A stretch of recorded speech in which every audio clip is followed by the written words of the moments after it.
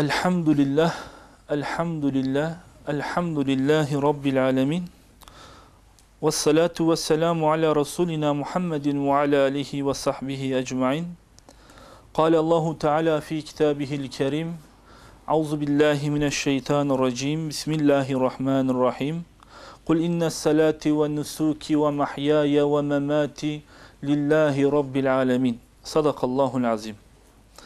Evet arkadaşlar, Allah Resulü Aleyhisselatü Vesselam gerçekten bize mükemmel bir din bıraktı. Kendisinden sonra hiçbir eksikliği, hiçbir zaafiyeti olmayan bir dindir. İstediği kadar arkadaşlar insanlar bu dinin bir zaafiyetini, bir eksikliğini araştırsın. Ki nitekim de araştırıyorlar. Bugüne kadar bu dinin hangi alanda söylediği hangi cümle olursa olsun tamamının altı doludur. Ve tamamı da hangi çağda yaşarsak yaşayalım, onların sıhhati bakımından, doğruluğu bakımından hiç kimse bir sıkıntı bugüne kadar bize ulaştırmadı. Tabi yapacaklar. Bizler arkadaşlar, İslam'ın bize emrettiği ölçüye ve kalıba bürünürsek, onun bizden istediği toplum olabilme bilincini sağlarsak arkadaşlar, çağ hangi çağ olursa olsun, isterseniz uzay çağında yaşayın. Allah Resulü Aleyhisselatü Vesselam'ın getirdiği o öğretileri kamil bir şekilde alırsak, arkadaşlar bizler asr-ı saadette elde edilen o toplumu bir daha elde ederiz. Allah Resulü Aleyhisselatü Vesselam arkadaşlar, Medine'de de Mekke'de de zulüm altında da, hüküm üstünde de her zaman toplumunu en iyi bir şekilde nasıl dizayn edebilirim, bu ölçüleri nasıl yakalayabilirim, böyle bir dert ile topluma yaklaşmış ve ashabım, arkadaşlarım dedikleri insanlar da Allah Resulü Aleyhisselatü Vesselam'ın dilinden dökülen her emri bu bilinçle bizleri daha iyi yapmak için, bizleri daha bir mükemmele yaklaştırmak için Allah Resulü söz söylüyor, emir buyuruyor, bizler de onu kabul ediyoruz diyorlar. Onlar bu bilinçle düşündükleri için, Allah Resulü de bu bilinçle söylediği için ne diyoruz biz o topluma? Asr-ı saadet. Saadetin yaşandığı yüzyıl. Ve bizler o topluma baktığımızda, o toplumun bize söylediklerini ve biz de o topluma şöyle bir kulak verirsek, dersek ki işte şu toplum bizim dünya ve ahiretimizi kurtarabilecek şifreleri bize veriyor. Eğer bizler o bilinçle yaklaşırsak arkadaşlar, uzay çağında olsak bile bizler de asr-ı saadeti yaşarız. Arkadaşlar, Allah Resulü Aleyhisselatü Vesselam'ın yıllarca konuşsak emirlerinin hikmetini bitmez. Ama biz bugün arkadaşlar Allah Resulü Aleyhisselatü Vesselam'ın hem Mekke'de hem de Medine'de emrettiği İslam kardeşliğini konuşacağız. Ve İslam kardeşliğini konuşurken bizler de nasıl o sahabe gibi kardeş olabiliriz? Şu 1,5 milyar, şu 2 milyara yakın Müslümanların neden onlar gibi bir kardeşlik anlayışına sahip olamadığımızın gerekçelerini de öğrenmiş olacağız. Bakın, biz burada söylediğimiz bütün hadisler Allah Resulü Aleyhisselatü Vesselam sahabeye söylemiş, sahabelerden de bize kadar yetişmiştir. Yani sahabeyi yetiştiren ayet ve hadisler aynı zamanda bizim de elimizdedir. Yani bizi de yetiştirmelidir. Allah Resulü Aleyhisselatü Vesselam güzel bir toplum için, ben öyle olduğuna inanıyorum, bir hadis rivayet ediyor. Bir gün sahabe etrafındadır böyle. Diyor ki, mahşer günü öyle insanlar vardır ki nebiler, şehitler o insanlara gıpta ederler, imrenirler. Yani Allah Resulü diyor o mahşer günü var ya, Hani herkesin vay nefsi, vay nefsi, vay nefsi dediği o ortam var ya. Hani hadislerde anlatılan zorluklar günü olan o mahşer gününde cehennemin yaklaştırıldığı ve cennetin de süslendiği ve sıratın, mizanın, kürsünün hazır olduğu ortamda bazı insanlar vardır. Bunlar öyle insanlardır. Salihler yani peygamberler ve şehitler yani İslam'ın mertebe olarak en yüksek olan insanlar diyecekler ki ah keşke şu insanlar gibi olabilseydik. Sahabe diyor ya Resulallah nasıl insanlardır, nasıl adamlardır, nasıl kişilerdir ki bunlar peygamberler onlara imreniyor. Şehitler ona imreniyor. Bunlar nasıl kimselerdir? Bunlar kimdir? Allah Resulü Aleyhisselatü Vesselam onlar öyle bir topluluktur ki diyor. İçlerinde, onların içinde herhangi bir akrabalık bağı, herhangi bir ticaret bağı, herhangi bir dünyalık karşılığında aralarında bir menfaat bulunmamalarına rağmen sırf Allah rızası için birbirlerini sevenlerdir diyor. Devam ediyor Allah Resulü. Zaten işin dehşet veren noktası da burasıdır. Allah Resulü muhbir-i sadık olmasına rağmen, el-emin olmasına rağmen yeminle devam ediyor. Vallahi diyor, o Allah için birbirlerini sevenler var ya, vallahi onların yüzü nurdur. Vallahi onlar nurdan minberler, tahtlar üzerindedir. Herkesin o mahşer günü, o mahşerin, o cehennemin dehşetinden tir tir titrediği zaman, o sıkıntısından terler boşalttığı zaman, vallahi o Allah için birbirlerini sevenler asla bir korku içinde olmayacaklar. Onlar üzülmeyecekler de. Onlarda dert, keder, sıkıntı olmayacak. Herkesin dehşet içinde sarıldığı gün, herkesin tir tir titrediği gün, peygamberlerin vay nefsi dediği gün, peygamberlerin bizi kurtaracak kimdir dediği gün, onlara sıkıntı yoktur. Arkadaşlar ben bunu nasıl anlıyorum biliyor musunuz? Teşbihde hata olmaz inşallah. Hani bazı statlar vardır, o statlarda şeref tribünü vardır. Yani herkes oraya gidemez. Ensesi kalın olanlar oraya gidebilir. Cebi dolu olanlar oraya gidebilir. O diğer statlara göre o bölümün biraz daha yeri vardır. Mesela oranın üstü kapalıdır. Koltukları belki biraz daha kalitelidir.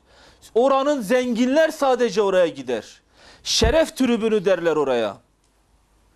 Ben de Allah için birbirlerini sevenlere ne zaman bu hadisi duysam öyle aklıma geliyor. Sanki Allah Azze ve Celle teşbihde hata olmasın. Mahşer günü dolunay gibi insanlara nazar ettiğinde Allah için birbirlerini sevenler şeref tribününde olacak. Onlar nurdan minberler, tahtlar üzerinde olacak. Herkes orada dolanırken onlar üstten seyredecek. Allahu Teala onları yanlarına alacak. Kimdir onlar? Allah için birbirlerini seven. Bu kadar. Yok başka bir şey yok. Farz olan ibadeti yapacaksın. Sana düşen mükellefiyetliğini yerine getireceksin. Sonra kardeşim biri sakallı mıdır? Üzerinden İslam'ın bir rengi var mıdır? Vardır. Seveceksin. Bitti. Bu kadar mı? Bu kadar. Gördün bir genci. Diğer gençler gibi değil bu genç. Bellidir Müslümandır. Ve bunu dışarıya da tezahüründe, dış tezahüründe de gösteriyor. Onu sevdin mi bitti. Yan yana geliyorsunuz. Yan yandasınız. Hiçbir kabile, hiçbir ırk, hiçbir akrabalık bağınız yok. Allah için onu sevdiniz mi tamam. Bunu niye söylüyor arkadaşlar Allah Resulü? Bakın diyor ey Müslümanlar, kardeş olun. Yani bu kadardır. Cennet bu kadar kolaydır. Cennet bu kadar yakınınızdadır. Ne oluyor da size kardeş olmuyorsunuz? Allah Resulü aleyhissalatü vesselam bakın geçmiş ümmetlere dair bir rivayeti söylüyor. Diyor bir adam vardı, evinden çıktı yukarı köydeki bir kardeşini ziyaret etmeye. Bu kardeşi akrabalık bağıyla kardeşliği yoktu aralarında. Yani bu bir din kardeşiydi. Müslüman bir kardeşiydi, onu seviyordu. Bu adam evinden çıktı, köyünden, mahallesinden çıktı, onun evine doğru geldi diyor. Allahu Teala diyor, ona insan suretinde bir melek gönderdi. Melek geldi, adamın önünde durdu. Selamun aleyküm, aleyküm selam. Nereye gidiyorsun? Diyor, adam cevap verdi ona. Dedi ki, yukarı köyde bir Müslüman kardeşim var, onu ziyarete gidiyorum. Adam döndü dedi ki, aranızda bir ticaret bağ mı vardır? Onun için mi gidiyorsun? Hayır. Peki aranızda herhangi bir ırsi kardeşlik mi var? Bir akrabalık mı var? Hayır dedi. Peki ne için gidiyorsun? O benim dinde kardeşimdir. Ben onu Allah için seviyorum. Allah için sevdiğim için de onu ziyarete gidiyorum. Melek döndü ona dedi ki, ben Allah tarafından görevlendirilmiş bir meleğim. Allah beni senin yanına gönderdi. Dedi ki git o kuluma söyle. Eğer o kulum o kardeşini Allah için seviyorsa ona haber ver, ben de onu seviyorum. Şimdi Allah'ın sizi sevmesini istiyor musunuz? İstiyorsunuz değil mi? O zaman sizler yapacağınız ilk iş şudur. Adı Müslüman olan herkesi seveceksiniz. O zaman Allah sizi sevecek. Diyor ki, haberin olsun, sen o kardeşini ziyarete gidiyorsun ya, o kardeşini sevdiğini söylüyorsun ya, melekler de sana bunun için dua ediyor. Bunun bir karşılığı olarak sana dua ediyor diyor. Ne önemi var? Allah Resulü aleyhissalatü vesselam deseydi ki, şöyle dedi, bütün müminler kardeştir. Bütün Müslümanlar kardeştir dedi. Ne değişti? Mesela sahabeye bunu söyledi arkadaşlar. Ve biz de duyuyoruz. Buhari'de geçiyor. Allah Resulü aleyhissalatü vesselam bütün Müslümanlar ancak kardeştir diyor. Sonradan işin şerhini yapanlar dinde kardeştir diye bir istisna koyuyor. Ne değişti arkadaşlar? Biz bunu duyduk. Sahabeye de bunu söylüyor. Bakın biraz sonra arkadaşlar, sahabede neyin değiştiğini, nelerin değiştirdiğini söyleyeceğiz. Allah Resulü aleyhissalatü vesselam Mekke'den Medine'ye hicret ettiğinde ilk yaptığı işlerden bir tanesi mesela Mescid-i Nebevi'yi inşa etti değil mi? Hemen ondan sonra ideal bir toplum nasıl oluşturulabilir? Onun çabasına girdi. Mesela Yahudilerle aralarında bir anlaşma imzaladılar. Yahudilerin bütün kollarına dair bir anlaşma imzaladılar. Yahudiler o gün arkadaşlar şöyledir. Gerçekten böyledir. Birbirlerini tutuyorlar. Sahabeler, muhacirler, Mekke'den Medine'ye gelenler, Ensar da Medineli olanlar. Allah Resulü aleyhissalatü vesselam dedi ki, ey Ensar topluluğu, herkes ikişer ikişer muhacirlerle kardeş olsun. Müslümanlara söylediler. Rivayetler farklıdır.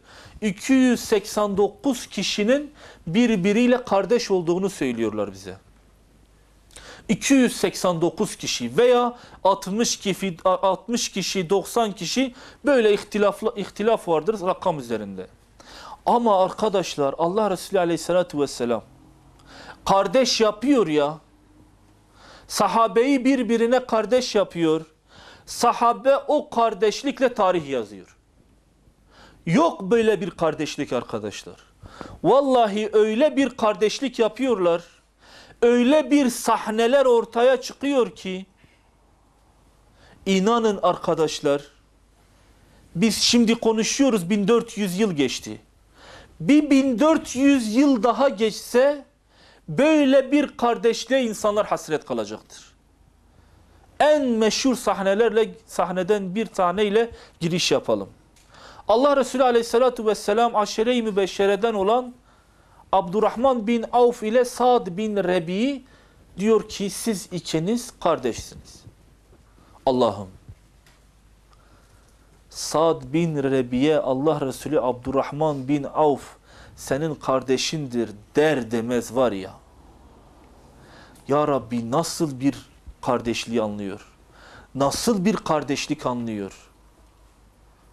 Değil mi ki Allah Resulü dedi kardeşsiniz. Hemen Abdurrahman bin Avf'un elinden tutuyor. Gel kardeşim diyor.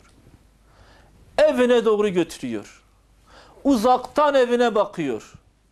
Diyor bak ey Abdurrahman şu bahçeyi görüyor musun? Evet görüyorum. Bu bahçe benimdir. Şu 2 katlı evi görüyor musun? Evet görüyorum. Şu 2 katlı ev de benimdir. Ey Abdurrahman şimdi sen benim kardeşim oldun ya. Biz bu bahçeyi 2'ye böleceğiz.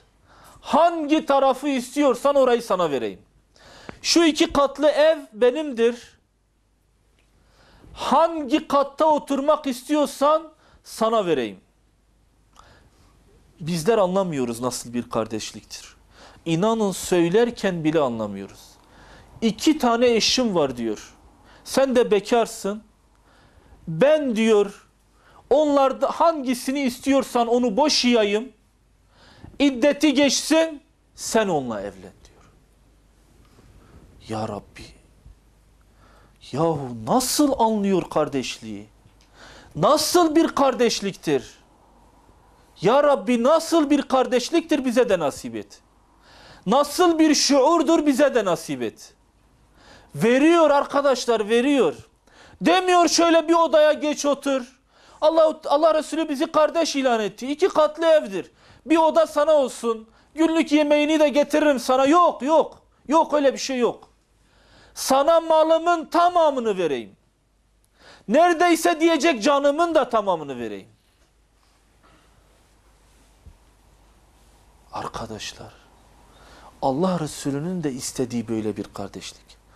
Abdurrahman bin Avf diyor ki Allah sana malını da evini de eşlerini de mübarek etsin. Yahu bu nasıl bir tekliftir?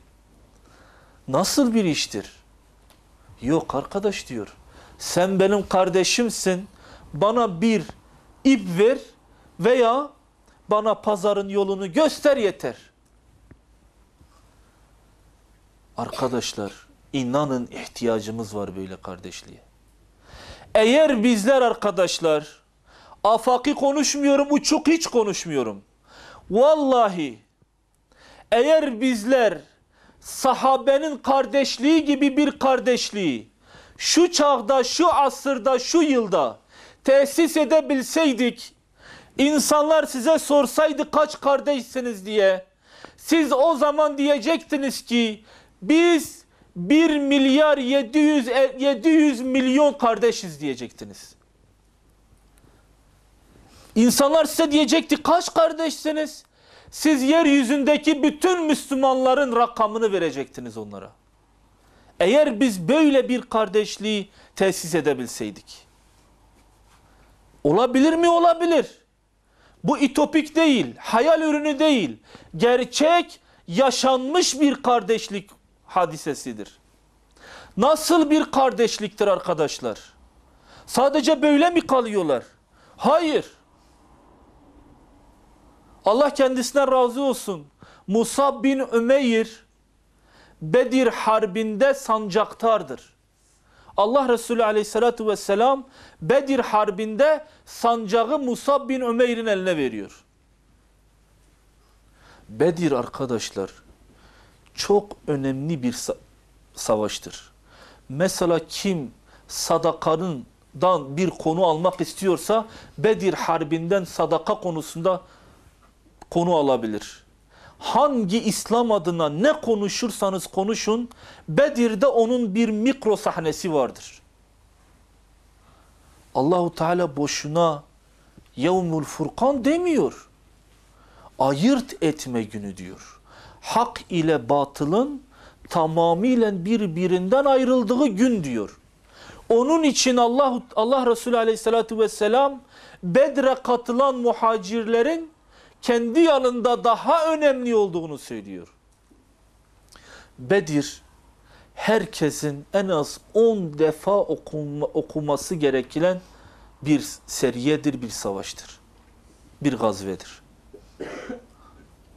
Allah kendisinden razı olsun. Büyük sahabe Musab bin Ümeyr Bedir sonrasıdır. İslam mücahitleri gerçekten muzafferdir. Esirler vardır, 70 tane esir. Musab bin Ümeyr bakıyor ki biri kardeşi Ebu Aziz İbni Umeyr'i elinden bağlamış ipe arkasından çekiyor. Medineli bir tane sahabidir Ebu Yusr adında. Bakıyor ki öz kardeşini ipe bağlamış çekiyor. Öz kardeşinin ne işi var orada?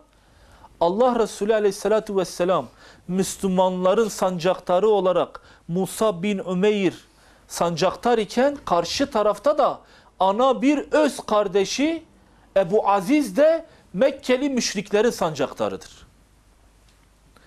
Ensari öz kardeşini tutup çekiyor. Musab bin Ümeyr o ilerideki iki kişiye sesleniyor. Ey kardeşim diyor. Ebu Aziz ana bir kardeşi dönüp Musab bin Ümeyr'e bakıyor. Lebbeyk diyor, emret diyor.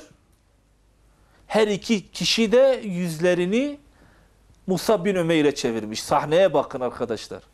Allah için herkes kendini orada zannetsin. Çağırıyorsun. Kardeşin bir Müslüman tarafından esir alınmış. Ey Ebu Aziz, iki kişi sana dönüyor. Ey kardeşim, iki kişi sana dönüyor. Musab bin Ümeyr devam ediyor. Esirinin ellerini sıkı bağla. Annesi zengindir, sana güzel fidye verir. Allah'ım. Ebu Aziz Musab bin Ümeyr'in kardeşi bunu duyunca yer yarılsa içine girse daha iyi bir pozisyona giriyor. Diyor ne olmuş sana ey Musab? Allah için sana ne olmuş? Bilmiyorum. Ben mi senin kardeşinim? Yoksa bu Ensari Bedevi mi senin kardeşindir diyor. Hakaret ederek. Yani ben senin ana bir kardeşinim. Sen benim tarafımı tutacağın yerde o Ensari Müslümana kardeşim diyorsun. Bir de esirinin elini iyi bağla. Annesi zengindir. Sana iyi fidye verir diyorsun. Bu nasıl bir şeydir? Musab bin Ümeyr sesleniyor ona. Vallahi diyor ey Ebu Aziz. Eğer biri bana kardeş ise Ensari olan benim kardeşimdir. Sen müşriksin, sen benim kardeşim değilsin. Öz kardeş, dinde kardeş. Hangisini tutuyor? Dinde kardeş olan. Anladınız mı onun için arkadaşlar? Ben dedim ya, eğer bu kardeşliği iyi tesis edebilseydik, kaç kardeşsiniz sorusuna 1 milyar 700 milyon derdik. Bir an önce yerini bulur da bu İslam kardeşliğini en güzel şekilde tesis ederiz. Arkadaşlar, İslam kardeşliğini tesis etmek çok kolaydır. Biraz sonra sahabenin de bunu nasıl yaptığını da göreceğiz. Gerçekten bir emre itaat bunun için yeterlidir. Ama insanın kalbinde şu cümle mutlak bir şekilde olmalıdır.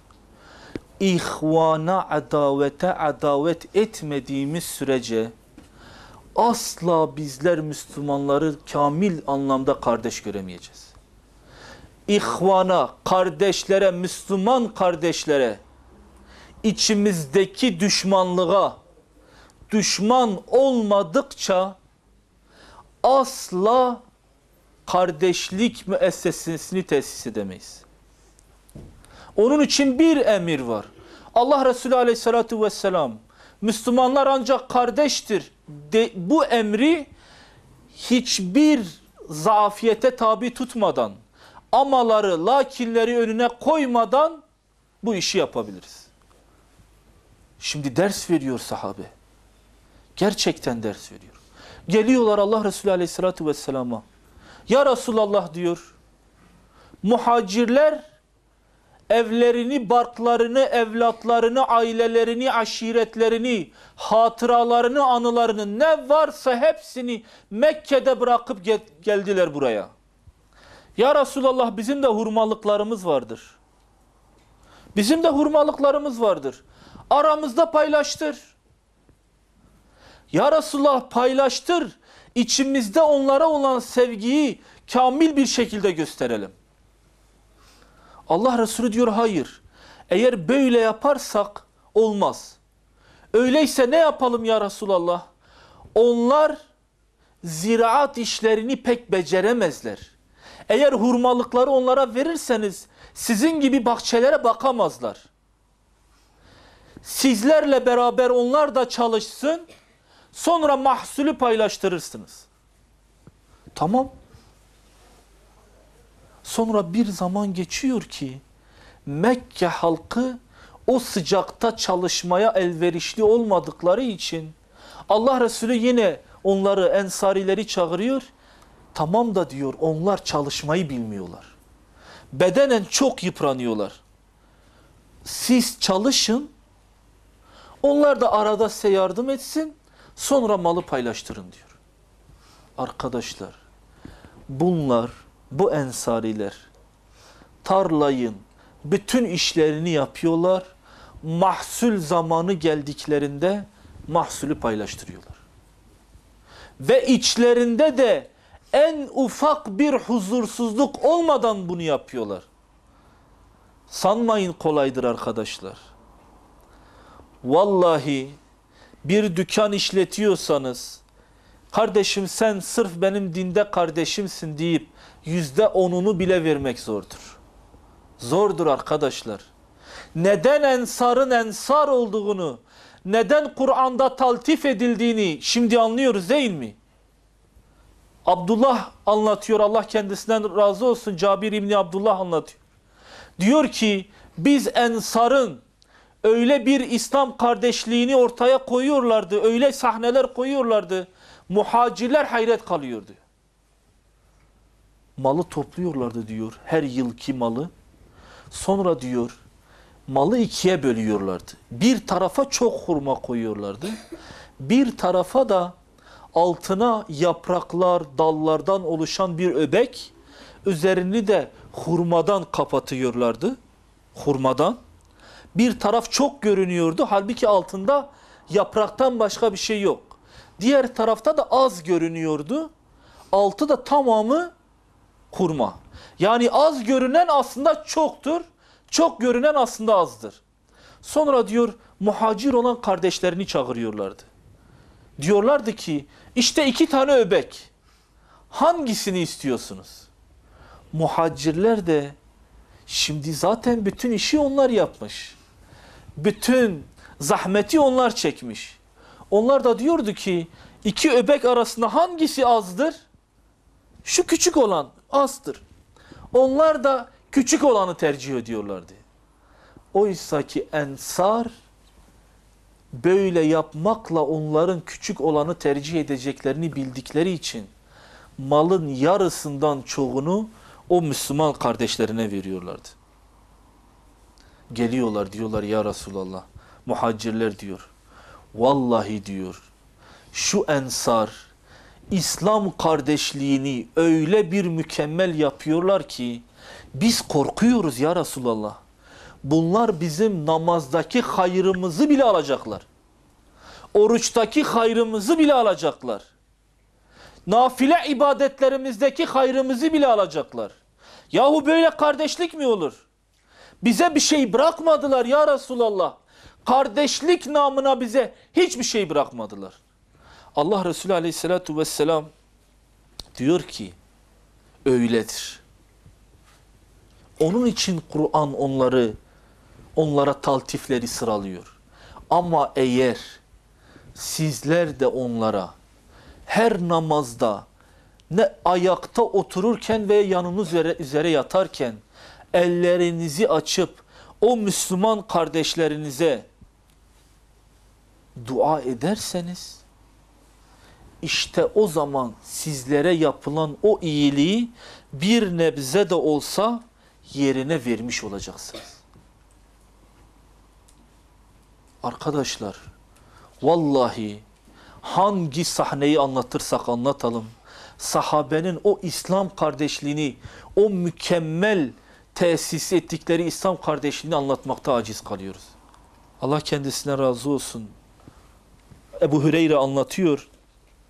Diyor ki, öyle bir ileri gittiler ki İslam kardeşliğinde, öyle bir üst seviyeye ulaştılar ki, bunlar diyor birbirlerine varis olma derecesine geldiler. Sahabeler, şimdi normalde miras yoluyla insanın bir kişi ölürse mal kime kalır? Kardeşine kalır değil mi? Oğluna kalır, kardeşine kalır, anne bir kimse ona kalır. Diyorlar ki öyle bir ilerlettiler ki bu işi artık diyor ayet ile düzelmek zorunda kaldı. Bedir Harbi'dir. İki kardeşten bir tanesi yani Allah Resulü bir muhacir ile bir ensarı kardeş yapmış. Ensari olan şehit oluyor. Bedir Harbi'nde. Varisleri geliyor etrafına toplanıyor. Diyorlar ki mirasını paylaştıracağız. Sonra muhacir olan kardeşi geliyor diyor ne yapıyorsunuz? İşte valla bizim kabileden ensari kardeşimiz şehit oldu. Miras kaldı onu taksim edeceğiz. Sizin hakkınız yok ki üstünde diyor. Nasıl yok? Ya biz akrabasıyız. Allah Resulü bizi kardeş tayin etmedi mi? Evet. Bu mirasın varisi benim diyor. Oradaki sahabeler de düşünüyor. Evet diyor ya. İslam kardeşi yapmadı mı Allahu Teala Allah Resulü onları? O zaman bu İslam'da kardeştir diyor. Ve bütün malı alıyor o muhacir, el koyuyor üstüne, kendinindir kabul ediyor. Diğerleri de hiçbir itiraz etmeyip o malı onlara veriyor. Ayetle ancak düzelebiliyor bu iş. Enfal suresinin 75. ayeti arkadaşlar bu işin böyle olmadığını söylüyor. Yani öyle bir kardeşlik sergiliyorlar ki ayet-i kerime hop diyor durun diyor. Bu iş böyle değil. Ben size okuyayım Enfal suresinin 75. ayetini. Sonradan iman eden ve hicret edip sizinle beraber cihat edenler de sizdendir. Tasdik ediyor. Doğrudur diyor. O halka, sahabeye sesleniyor. Doğrudur. Sonradan iman edip yan yana gelmeniz sizin kardeş olmanızın bir delilidir diyor. Ama istisna belirtiyor. Allah'ın kitabına göre yakın akrabalar birbirlerine varis olmaya daha uygundur. Şüphesiz ki Allah her şeyi en iyi bilendir. Yani onlara diyor ki miras noktasında varisler ırsi kardeşlerdir. Ana bir kardeş olanlar kardeştir. Bakın arkadaşlar. Yapamıyoruz arkadaşlar.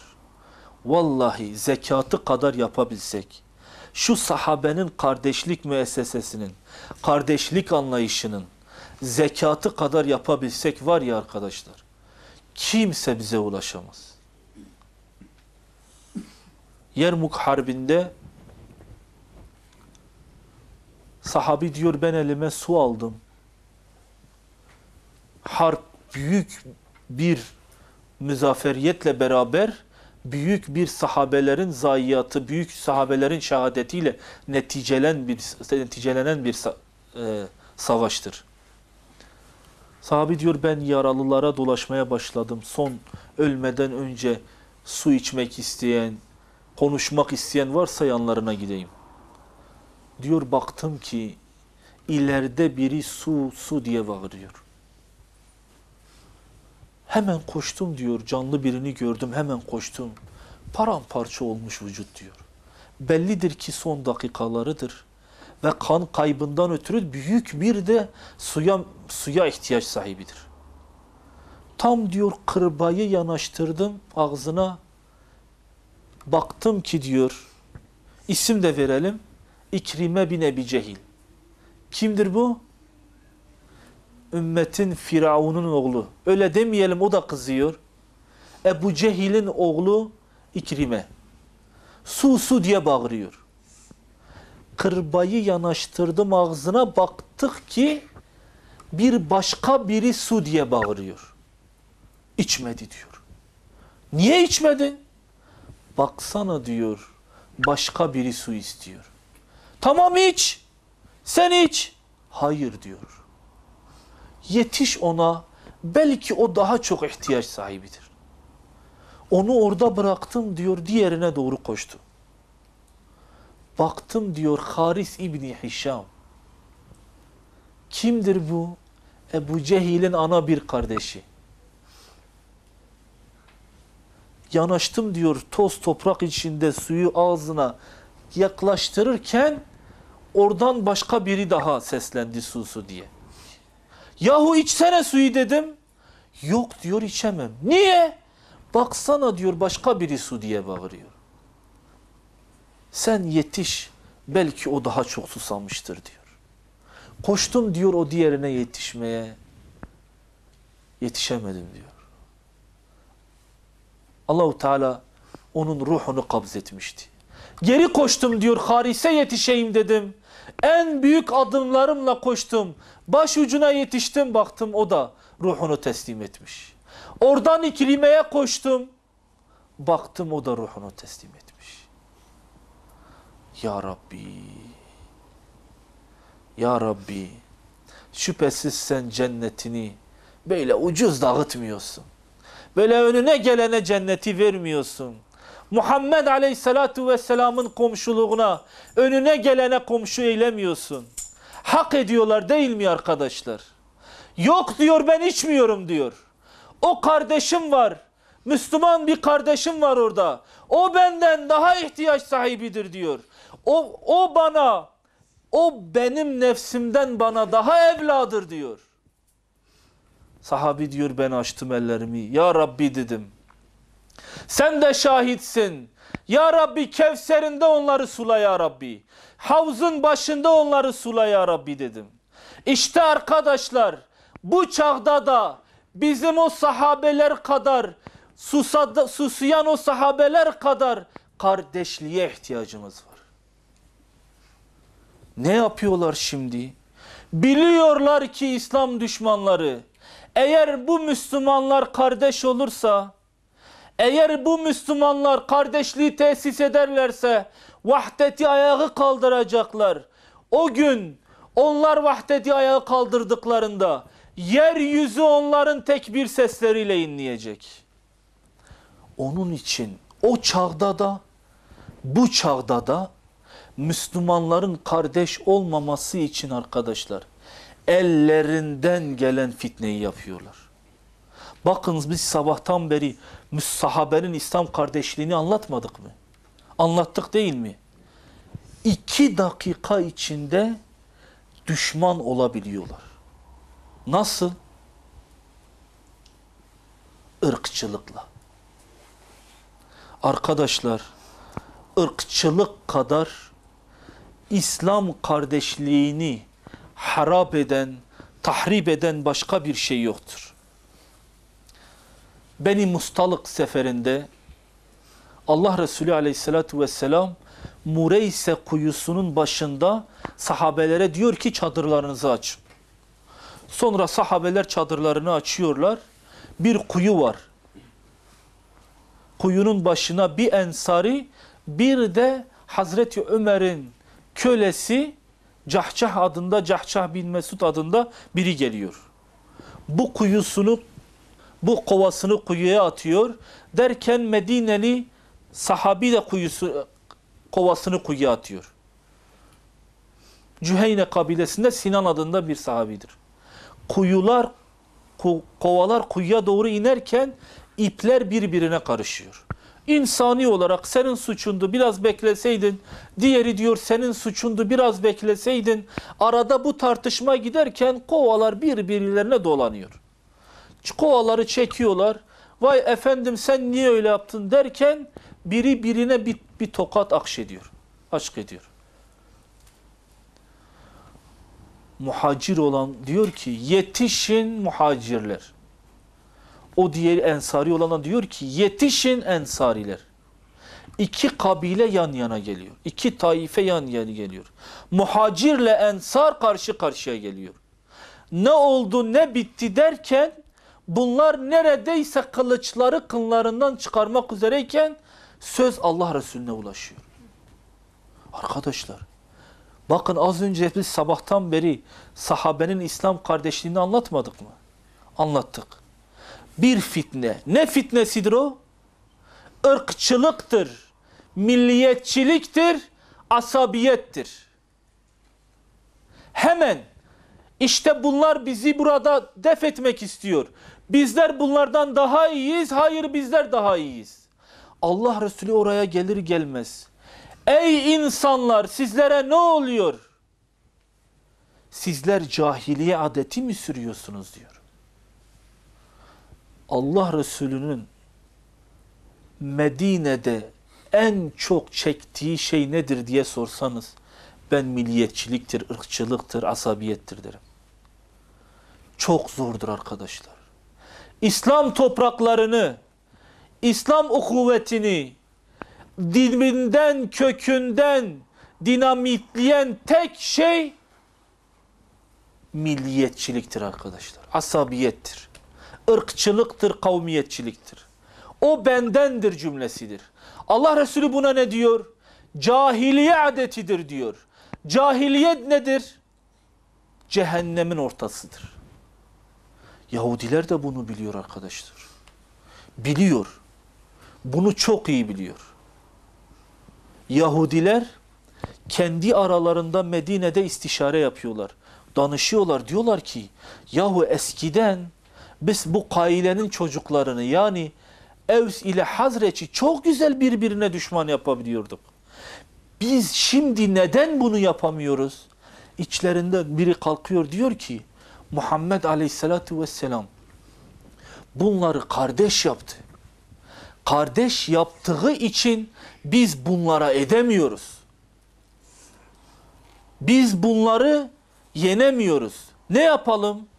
O zaman diyor içimizden biri gitsin, mescitlerinde otursun ve eskiden birbirlerine karşı yaptıkları erkekliği anlatsın. Bir tane genci görevlendiriyorlar. Bu genç gidiyor. İçlerinde dolaşmaya başlıyor. Oturuyor yanlarında. Yani Evs kabilesinden ve Hazreç kabilesinden iki kabilenin ortasında oturuyor. İki topluluğun ortasında. Başlıyor geçmişe dair birbirlerini yeren ve birbirlerini metheden şiirler okumaya. İşte falanca kişi falanca kabileden filancanın kafasını nasıl uçurmuştu. O diğeri korkudan nasıl kaçmıştı. O böyle bu şöyle. Bunlar eski hatıraları yad eder etmez başlıyorlar birbirlerine hakaret etmeye. Yahudi aralarında fitne çıkarıyor. Derken o mescitten kalkıyorlar ve yarın diyorlar Harre yani Medine'nin dışarı kısmında bir yerde savaş için söz alıyorlar birbirine. Arkadaşlar bunlar birbirlerine şöyle kardeş iken Yahudi aralarına bir fitne koyuyor. Bir kavmiyetçilik, bir aşiretçilik, bir akraba bağı diye bir şey koyuyor. Bunlar hemen araya kalkıyor. Allah Resulü oraya geldiğinde ne diyor? Ben sizin içinizdeyken sizler yeni baştan cahili adeti mi sürüyorsunuz diyor. Ve orada Ali İmran suresinin 103. ayetini okuyor. Daha orada insanlar savaş için ayağa kalktığında Allah Resulü aleyhissalatü vesselam orada ki bazı sebeb-i nüzul kitapları bu işin Ali İmran suresinin 103. ayetinin bu vaka üzerinde indiğini söylüyorlar. Ayet-i kerime şöyle diyor mealen: hep birlikte Allah'ın ipine sımsıkı sarılın.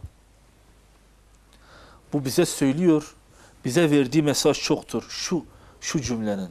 Hep birlikte Allah'ın ipine sımsıkı sarılın. Ayrılıp bölünmeyin. Ve Allah'ın üzerinizdeki nimetini hatırlayın. Allah sizi kardeş yapmıştı. O nimeti hatırlayın. Hani siz birbirinize düşmandınız. Allah kalplerinizi birleştirdi. Allah kalplerinizi birleştirdi de onun nimetiyle kardeşler oldunuz. Siz bir ateş çukurunun tam kenarındayken Allah sizi ondan kurtardı. Allah doğru yolu bulasınız diye ayetlerini size böylece açıklıyor. Allah Resulü bu ayeti okur okumaz sanki insanlar uykudan uyanırmış gibi uyanıyor. Yahu biz ne yapıyoruz? Bu Yahudi aramıza fitne tohumu koydu. Şimdi arkadaşlar Yahudi demişken diyelim. Mesela siz hiç Kürt bir Yahudi ismini duydunuz mu? Mesela bir Yahudi kendini vasıflandırırken ben Yahudilerin Kürt olanlarındanım dediğini duydunuz mu? Veya ben Yahudilerin Türk olanındanım dediğini duydunuz mu? Yok. Yahudiler asla kendilerini böyle ekstra tanımlarla tanımlamaz. Yahudiler Yahudidir der. Yok başka. Yahu arkadaşlar bizler şu anda bile kendimizi tanımlarken bile Kürt Müslümanlar, Türk Müslümanlar diye tanımlıyoruz. Bu bize yakışır mı? Müslüman tek millettir. Tek millet, başka yok. Peki ne olur arkadaşlar? Bakın bizler ırkçılık gibi bir belayı ne zaman ortaya attık ise bizler birbirimize düşman olduk. İslam bizi yapıcı bir unsur iken ırkçılığı biz kendimize meslek edindiğimizden beri, sözlerimizin başına bunu vasıf olarak aldığımızdan beri arkadaşlar biz iflah olmadık. Sahabe de iflah olmuyor.